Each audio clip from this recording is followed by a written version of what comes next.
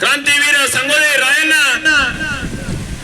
ಒಡ್ಡರ ಯಲ್ಲಣ್ಣ, ಚನ್ನಬಸಪ್ಪ, ಗುರುಸಿದ್ದಪ್ಪ, ಹಲವಾರು ನಾಯಕರು, ಹಲವಾರು ಹೋರಾಟಗಾರರು ಈ ಒಂದು ಯುದ್ಧದಲ್ಲಿ ಭಾಗಿಯಾಗಿ ಬ್ರಿಟಿಷರಿಗೆ ನಡುಕವನ್ನು ಹುಟ್ಟಿಸಿದಂತವರು. ಮೊದಲನೇ ಮಹಾಯುದ್ಧದಲ್ಲಿ ನಮ್ಮೆಲ್ಲ ಹೋರಾಟಗಾರರು, ನಮ್ಮೆಲ್ಲ ಸೈನಿಕರು ಬ್ರಿಟಿಷರ ತೆರೆಯನ್ನ ಕೊಂದಿದ್ದು ಎಲ್ಲರಿಗೂ ಇತಿಹಾಸ ಗೊತ್ತಿದ್ದಂಥದ್ದು.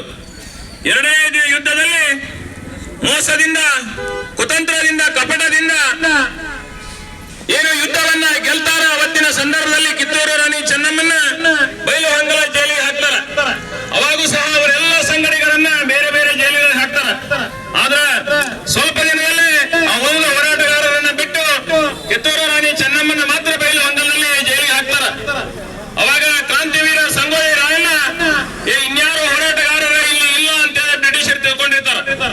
ಅವಾಗ ಸಂಗೊಳ್ಳಿ ರಾಯಣ್ಣ ಒಂದು ಪಡೆಯನ್ನ ಕಟ್ತಾನ, ಒಂದು ಸೈನ್ಯವನ್ನ ಕಟ್ತಾನ. ಕಟ್ಟಿ ಬೈಲಹೊಂಗಲ ಜೈಲಿನಲ್ಲಿದ್ದಂತ ಕಿತ್ತೂರು ರಾಣಿ ಚೆನ್ನಮ್ಮಗೆ ಹೋಗಿ ಭೇಟಿಯಾಗಿ ಬರ್ತಾನೆ. ಅವ್ವ, ನೀನು ಹೆದರಬೇಡ, ಏನು ಬ್ರಿಟಿಷರು ನಮ್ಮ ರಾಜ್ಯವನ್ನ ಕಸಿದುಕೊಂಡಾರದನ್ನ ಮತ್ತೆ ಹೊಳೆ ಪಡಿತೀನಿ ಅಂತ ಹೇಳಿ ಸುಮಾರು 4-5 ಸಾವಿರ ಸೈನಿಕರನ್ನ ಕಟ್ಟಿ ಬ್ರಿಟಿಷರ ಎಲ್ಲ ಕಚೇರಿಗಳನ್ನ, ಅವರಲ್ಲಿದ್ದಂತ ಎಲ್ಲ ಕಾಗದ ಪತ್ರಗಳನ್ನ ಸತತವಾಗಿ ಸುಡುವುದು, ಗೆರಿಲ್ಲಾ ಮಾದರಿಯ ಯುದ್ಧವನ್ನ ಮಾಡಿ ಬ್ರಿಟಿಷರಿಗೆ ನಡಕವನ್ನ ಹುಟ್ಟಿಸ್ತಾನ.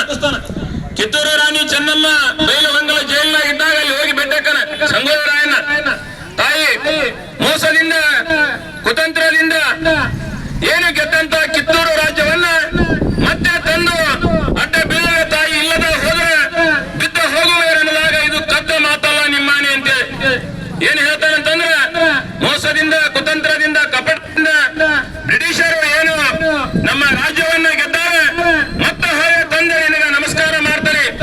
ಆಕಸ್ಮಿಕವಾಗಿ ಸೋತರ ಆ ವೀರಮರಣವನ್ನ ಒಂದು ರಣರಂಗದಲ್ಲೇ ನನ್ನ ಪ್ರಾಣವನ್ನ ಕೊಡ್ತೇನೆ ಹೊರತಾಗಿ ನಾನು ನಿಮ್ಗ ಮಖವನ್ನ ತೋರಿಸೋದಿಲ್ಲ ಅನ್ನುವಂಥದ್ದನ್ನ ಅವತ್ತಿನ ದಿನ ರಾಯಣ್ಣ ಹೇಳ್ತಾನ. ಇಂಥ ಒಬ್ಬ ಶೂರನ ಜಯಂತ್ಯೋತ್ಸವವನ್ನ ಇವತ್ತಿನ ದಿನ ನಾವು ಆಚರಣೆ ಮಾಡ್ತೇವೆ. ಸಂಗೊಳ್ಳಿ ರಾಯಣ್ಣ ಹುಟ್ಟಿದ್ದು ಆಗಸ್ಟ್ 15, ಅವನ್ನ ಗಲಿ ಹಾಕಿದ್ದು ಜನವರಿ 26. ಸಂಗೊಳ್ಳಿ ರಾಯಣ್ಣ ನಮಗೆ ಸ್ವತಂತ್ರೋತ್ಸವ ಸಿಕ್ಕ ದಿನ ಹುಟ್ಟಾನೆ, ಮತ್ತೆ ನಮಗೆ ಗಣರಾಜ್ಯೋತ್ಸವ ಆದ ದಿನ ಅವನು ಹುತಾತ್ಮನಾಗ್ಯಾನಂತಂದ್ರೆ ಇಂಥ ಒಂದು ಸೌಭಾಗ್ಯ, ಇಂಥ ಒಬ್ಬ ಹೋರಾಟಗಾರನಿಗೆ ಸಿಕ್ಕಿದ್ದು ನಮ್ಮೆಲ್ಲರ ಒಂದು ಪುಣ್ಯ ಅಂತೇಳಿ ಈ ಒಂದು ಸಂದರ್ಭದಾಗ ನಾ ಹೇಳ್ಬೇಕಾಗತ್ತೆ. ಅಷ್ಟಲ್ಲ, ಕೊನೆಯದಾಗಿ ಬ್ರಿಟಿಷರು ಕೇಳ್ತಾ ಅವನು ಗಲಿಗೆ ಹಾಕುವಂತ ಸಂದರ್ಭದಾಗ, ಏ ರಾಯಣ್ಣ, ನಿನ್ನ ಕೊನೆ ಆಶೆ ಏನಾರ ಐತೆ ಹೇಳ ನನಗೆ ಅಂತ ಹೇಳ್ತಾನೆ. ನೀವು ನಮ್ಮ ದೇಶವನ್ನ ಬಿಟ್ಟು ಹೋಗ್ಬೇಕನ್ನೋದು ನನ್ನ ಕೊನೆ ಆಶೆ ಅಂತಂತಾರ ರಾಯಣ್ಣ.